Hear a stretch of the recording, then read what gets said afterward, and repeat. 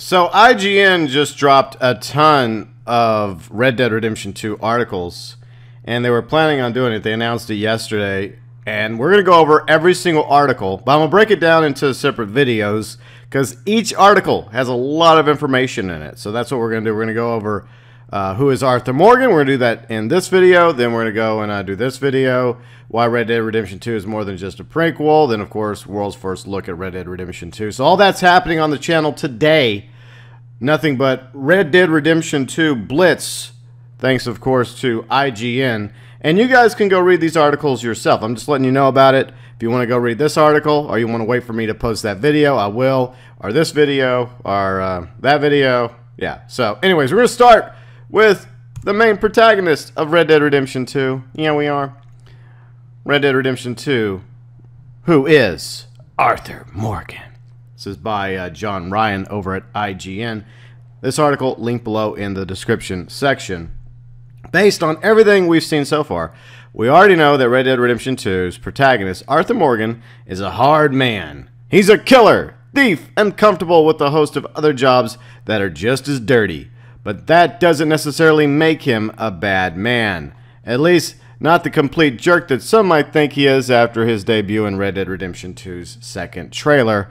After seeing a day in Arthur's life and talking to his creators at Rockstar, it seems that despite his rough exterior, Mr. Morgan has the potential to be one of this year's most compelling protagonists.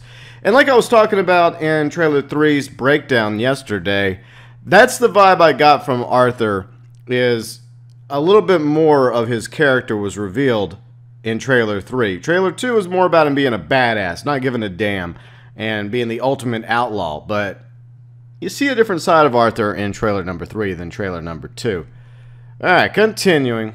In addition to being the Van der Linde gang's chief enforcer and burliest muscle, seriously, let's see, IGN watched the guy deadlift a 5-point buck like it was nothing.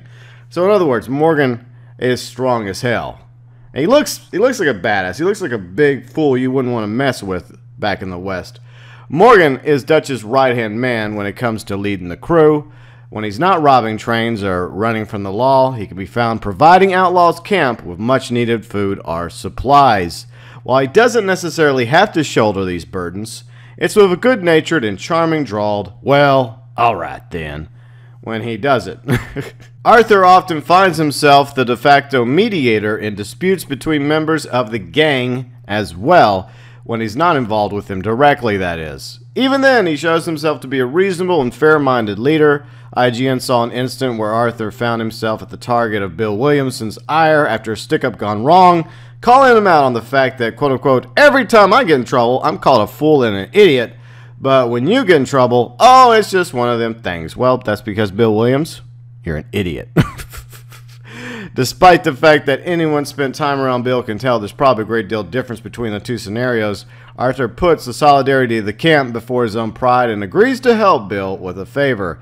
He knows that sometimes you have to put family first, and Dutch's band of gunslingers, runaways, and outcasts is the closest thing to family that Arthur's ever known. At a young age, IGN doesn't know exactly when, Arthur was brought under Dutch's wing. While we're not sure the circumstances that led a boy to take up with a group of dangerous criminals, it's clear that the years he spent riding alongside Dutch led him to claim the outlaw life of his own, along with Dutch's vision of a life freed from the government's rule of law. This loyalty makes Arthur one of the few people Dutch really trusts. And IGN's really interested to see how these bonds will be tested. The game appears to chronicle the fall and fracture of the Van der Linde gang, and Arthur is clearly a man caught in the midst of an existential crisis as it goes. How will a man like Arthur, who will clearly do anything to protect the people he's adopted as his family, react after their leader, as John Marston put it in the original Red Dead Redemption, quote, went crazy, and suddenly family didn't mean so much anymore? Part of that is, of course, up to you. As we saw in our demo, Rockstar is focusing heavily on how players can interact with the world, and this includes spending time living and working with other members of the gang, along with the relationships we forge therein.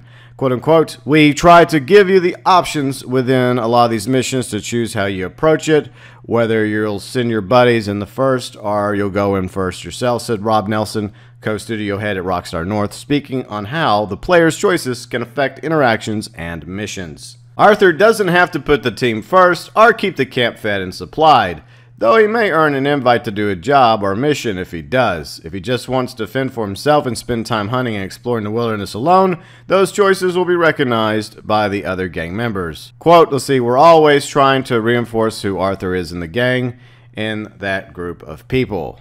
It may not affect the final outcome of the story. IGN doesn't know how or if the choices can change major events in the narrative, but how we interact with the other outlaws and civilians will provide important context for Arthur's set actions throughout different playthroughs. Quote, we're really interested in this feeling that everything you do is consistent with what Arthur would realistically do, Nelson says. Take, for instance, the scene in Trailer 2 where Arthur's grabbing someone by the collar and screaming, "Where's our money?"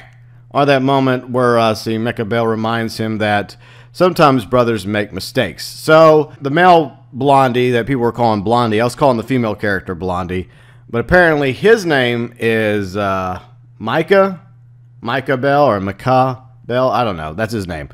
If Arthur spends very little time at camp, never talking to anyone, and generally leaving the camp to fend for themselves, which they will through make it a harder time without me, those scenes will mean something very different to me than someone that Arthur does not care for these people and desperately wants to keep them safe.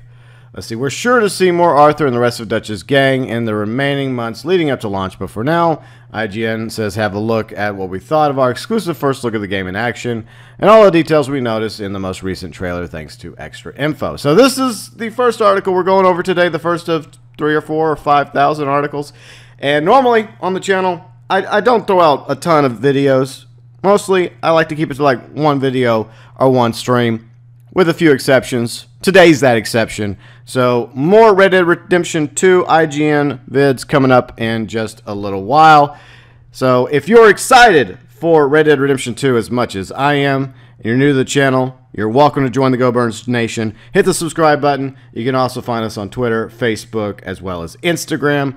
All the social media, link below in the description section. And come back later, because we're going to have more of these Red Dead Redemption 2 articles via IGN.